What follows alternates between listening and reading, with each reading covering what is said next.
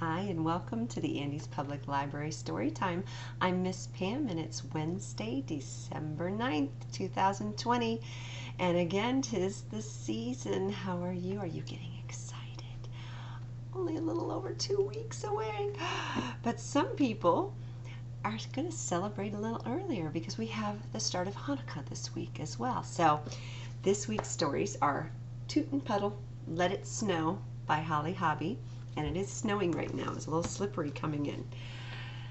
The Magic Dreidels, a Hanukkah story by Eric A. Kimmel, illustrated by Katya, Krenina. Then we have a very fun story that I'm excited to read. Three French Hens by Margie, Palatini, and Richard Egielski. And then Miss Pam's going to sing for you a little bit today with the 12 Days of Christmas, illustrated by Jan Brett. All right, so let's get started with Toot and Puddle.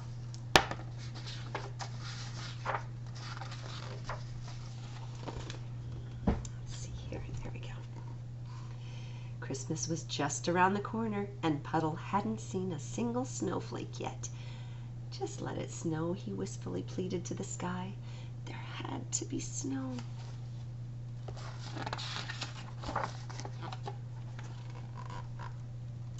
His friend Toot was more concerned about another matter altogether. He wanted to give Puddle a wonderful surprise for Christmas, the best present ever. He knew that the best present was usually something you made yourself, a one-of-a-kind thingamajig, not just a what's-it anyone could buy in a store. And that's the truth. One year he made Puddle a bright red sled. They named it the WP Rocket. Another year he gave his pal a mysterious seed pod. They waited half the winter to see how it would bloom. And just last Christmas he presented Puddle with a real raft, big enough for two, the WP Pond Lily Queen. They couldn't wait until spring to launch it. Wow, those are some pretty cool presents.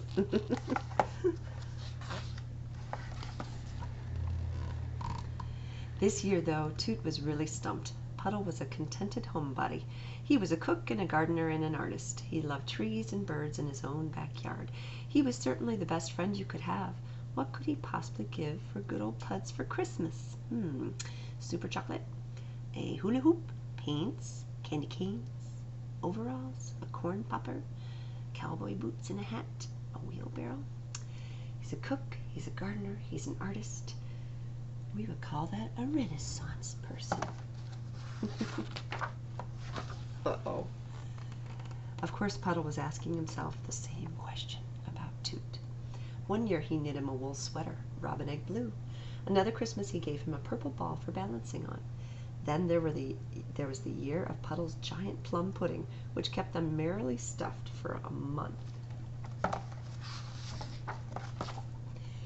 Puddle knew Toot inside out. His friend loved hiking and adventuring in strange places. He loved maps and gear and exciting weather.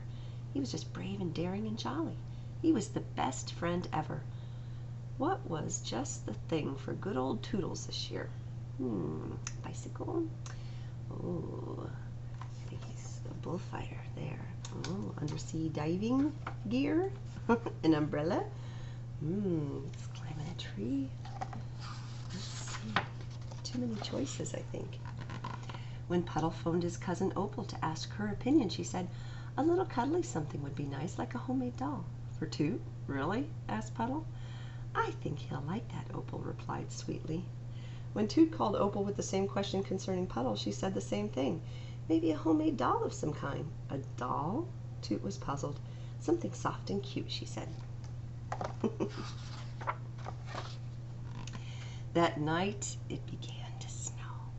The next morning, Toot and Puddle awoke to a new world. The snow that had been silently falling through the night now blanketed everything with a hushed, gleamed luster. The skis, Toot called. Where are the skis? I've got 'em, Puddle cried eagerly. Let's go. The path through the woods became a magical journey. The two friends skied along in silence, stirred by the beauty surrounding them. When they stopped to rest, Puddle said, I wish I could take this morning and put it in my pocket and keep it forever. Me too, Toot sighed. It's perfect. But then by evening hard rain began to fall. "Oh no," Puddle protested, and by the next day the glorious snow was gone. "I can't believe it," Toot frowned. "Neither can I," Puddle said sadly. "I was all set to go sledding." His spirits had been momentarily dampened. Still, Christmas was coming. It was almost here, snow or no snow, and the two friends soon plunged into a state of busy excitement.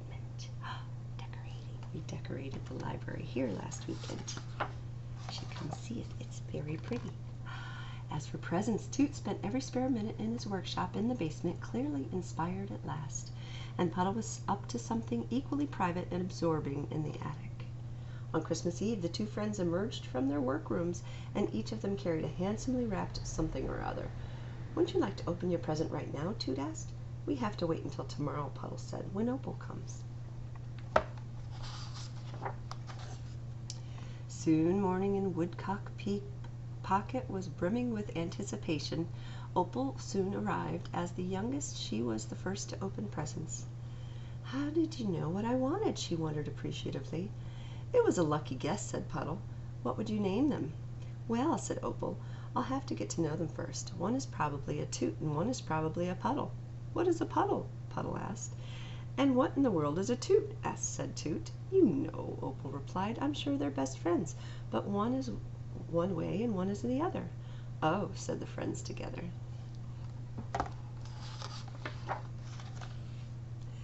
"Merry Christmas," Toot beamed, presenting his enormous gift to Puddle. His friend unwrapped the package slowly and carefully. "I love it," said Puddle. "I made it myself," Toot said proudly. "I know. It's for sledding, snow or no snow." "Let's go sledding today," said Opal. "And Merry Christmas to you," Puddle said, presenting his package. Toot tried to remain calm, but couldn't quite suppress his eagerness. "It's you and me," said Puddle shyly. He added, "that snowy day in the woods." "It's perfect," Toot said, standing back to admire his friend's work. "There we are." You and me. Aw, that was so nice. Okay, the magic dreidels. Hanukkah story. So, Hanukkah was coming. Everyone in Jacob's family worked hard, cleaning and scrubbing, polishing and sweeping to get ready. That is, everyone except Jacob. Jacob sat playing with his new brass dreidel. When his mother sent him to the well to fetch a bucket of water, Jacob took the dreidel with him. After filling the bucket, Jacob decided to give the dreidel a spin. The dreidel spun across the mossy stones and plopped in the well. "My dreidel! I've lost my new brass dreidel!" Great Jacob cried. "Maybe I can get it back again. Maybe I can splash it out." He started dropping rocks in the water. Now, a goblin who lived at the bottom of the well. He was a peaceful goblin who never bothered anyone. Suddenly, rocks began falling on his head. The goblin rushed to the surface. "Who's dropping rocks on me?" he shouted. "I didn't mean to drop rocks on you. I just want my new brass dreidel back," Jacob replied. "I'll find your dreidel," the goblin muttered. He dove under the water. Soon he reappeared, carrying a wooden dreidel. "I can't find your dreidel. Take this one. It's magic. It spins out latkes," the goblin said. Jacob ran home to show everyone his magic dreidel. Along the way, he passed the house of Fruma Sarah, the neighborhood busybody. "Why are you running so fast, Jacob?" she asked. "I have a new dreidel. It spins out latkes," Jacob told her. He spun the magic dreidel. Out came latkes, steaming hot, drenched with applesauce and sour cream. Let's see, did I skip a page? Yes. "Oh, look how muddy that dreidel is. Let me clean it for you." Fruma Sarah took the magic dreidel inside of her house. She came back with an ordinary wooden dreidel. Jacob took the ordinary dreidel home. "Where have you been?" his mother asked. "And where is the bucket of water I sent you to bring?" "This is more important than a bucket of water, Mother," Jacob explained. "I dropped my new brass dreidel in the well. A goblin who lives at the bottom gave me another one. It spins out latkes with applesauce and sour cream." Jacob's mother refused to believe him. "Watch, I'll show you," Jacob said. He spun the dreidel. Nothing happened. "Just as I thought," said his mother. "Go back to the well and stop wasting my time with foolishness." Jacob returned to the well. "Goblin," he called. The goblin came rushing up. "What's the matter now?" Give back my brass dreidel. The wooden one you gave me is no good. I don't have your old dreidel, but I'll give you this one. The goblin gave Jacob a silver dreidel. This dreidel is magic. It spins out Hanukkah gelt. Jacob ran home with the silver dreidel. He passed Frumasera's house. Hello, Jacob. Did you find another dreidel? She asked. I did, Jacob said. This one spins out Hanukkah gelt. Watch. Jacob spun the magic dreidel. Out came silver coins. Oh, but look how tarnished it is, Frumasera said. Let me polish it for you. She took the magic dreidel inside and exchanged it for an ordinary one. Jacob took the ordinary dreidel and ran home. I don't know about that, Frumasera. Look, everybody, this dreidel spins out Hanukkah gelt. Jacob's family gathered around to see. He spun the dreidel again and again, but not even a penny came out. Jacob, this is no time for foolishness, his father said. You should be ashamed of yourself. Can't you see how hard everyone is working, trying to get ready for Hanukkah? Yet here you are, spending your time playing tricks and getting in the way. He sent Jacob to his room. Poor Jacob. Nobody believed him.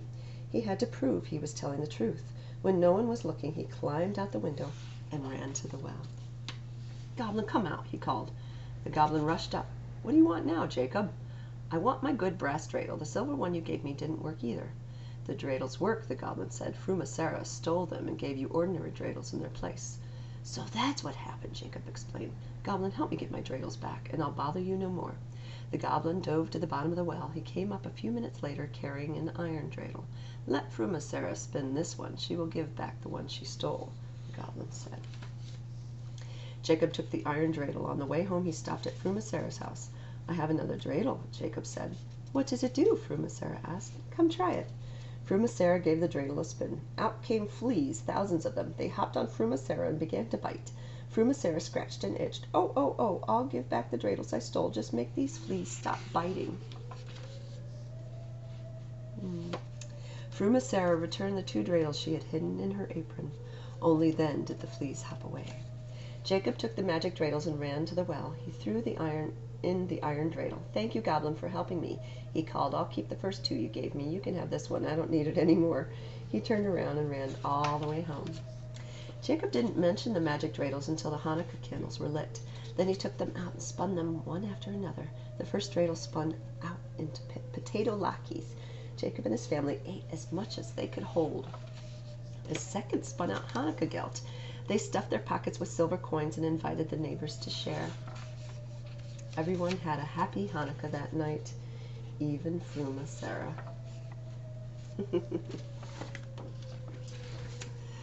All right, so in preparation for our last singing story, we have 3 French hens. We have Poulette, Colette, and Fifi. On the 3rd day of Christmas, a mademoiselle from Paris sent her true love 3 French hens, 2 turtle doves, and a partridge in a pear tree. The hens never arrived. What's going on in those pictures?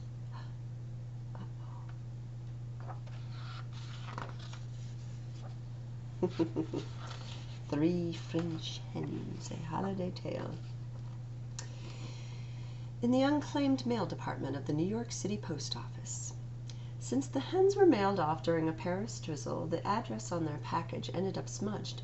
Yes, not a word could be read, and somehow, someway, the ladies became, shall we say, misdirected. Alas, undeliverable. However, Colette, Poulette, and Fifi were not about to be left languishing as unclaimed mail when they had a true love to make happy. No, no. After all, this was Christmas, and they were French. We would deliver ourselves, declared the trio. Yet, as determined as any 3 French hens could be, how were they to find this Monsieur Philippe Renard? Of course, the phone book, proclaimed Colette. Poulette flipped and flapped through the page after page. Sadly, there was not a Philippe Renard to be found.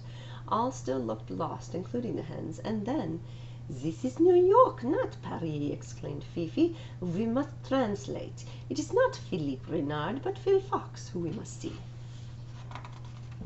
And so the 3 French hens dusted themselves off, picked themselves up, and headed down into the subway in search of Mr. Phil Fox.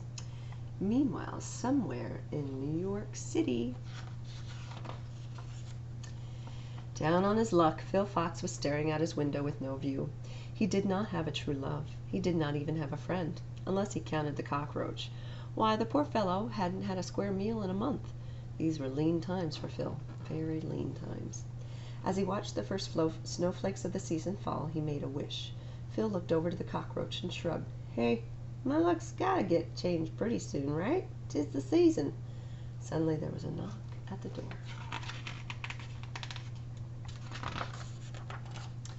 "Bonjour, Merry Christmas, Joyeux Noël, Monsieur Philippe Renard," sang out the three French hens. "We are Colette, Poulette, and Fifi, a present from your true love." Now, Phil knew all well and good that he was not Philippe Renard. He was very sure he wasn't anyone's true love, and he barely knew a word of French. But Phil was clever enough to recognize a free meal when he saw one, 3 French hens on his doorstep. It was better than Chinese takeout. "Well, well, well," gulped Phil. "Pouvons-nous entrer?" asked the hens. "Entrer, entrer, most definitely entrer," he answered with a grin as his roast, fry, and sauté walked through the door. Before Phil could get out his cookbook, Colette whisked the fox into the salle de mange. "Pour vous, for you, Monsieur Philippe," she clucked, showing him a tub filled with perfumed bubbles. A bath had been foreign to Phil in the past, but if it was good enough for Philippe, Phil thought he'd have to give it a go. The water was warm and wonderful, the fragrance heavenly. Phil sniffed, he soaked, he sighed, he knew. There was no way he could have Colette for breakfast. Most certainly not after she'd given him a manicure, a new coiffure, and dressed him in such dandy new attire. He looked so swell, swank, dare he say it, debonair. The new natty Phil looked in the mirror. He looked at the beaming Colette. Phil sighed and smiled wistfully. He was definitely going to have to skip breakfast. But when Poulette called from the other room, Foxy Phil was ready for lunch. "Voilà, Monsieur Philippe," declared Poulette with a flourish. Phil could not believe his eyes. His space was no longer shabby, but chic. And standing in a tall corner was the most beautiful twinkling tinsel tree. "I am a wonder with the needle, thread, and evergreen. Oui," Poulette said proudly. "Yes, oui, oui," agreed Phil as the tasteful hen ushered him to a big stuffed chair by the crackling fire. She plumped and poofed him a pillow, slid a tuffet under his slippered toes.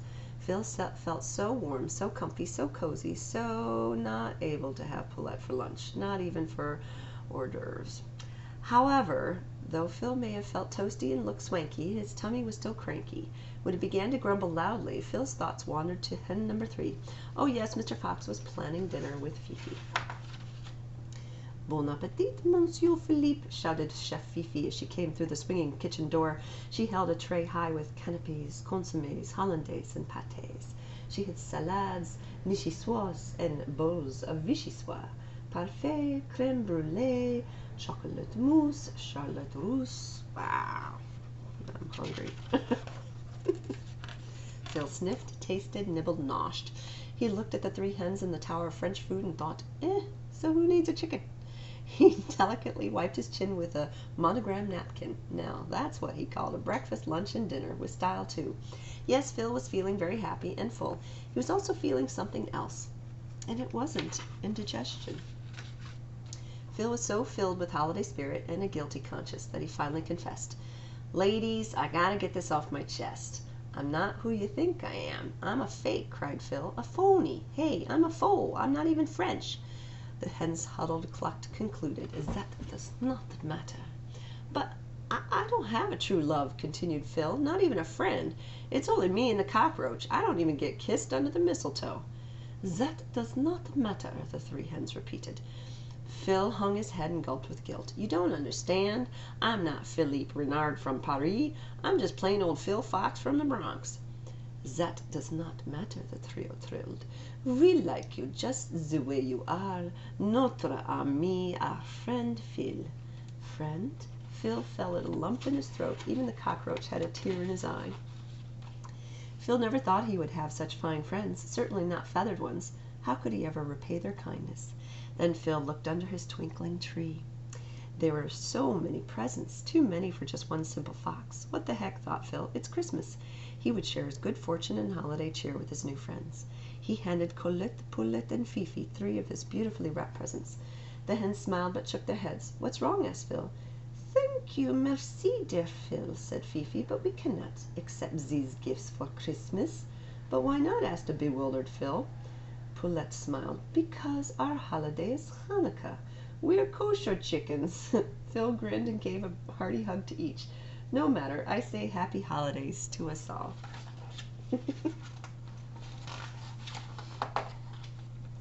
This could be the beginning of a beautiful friendship.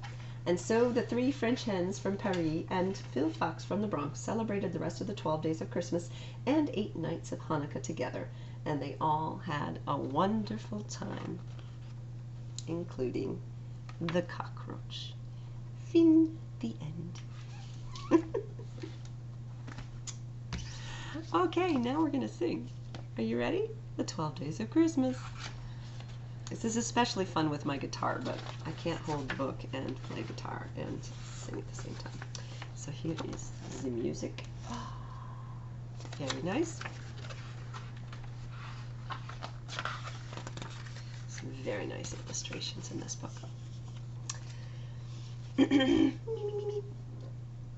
Hold on, I think I have to burp. Oh, I hate when I have to burp and sing at the same time. Anyway.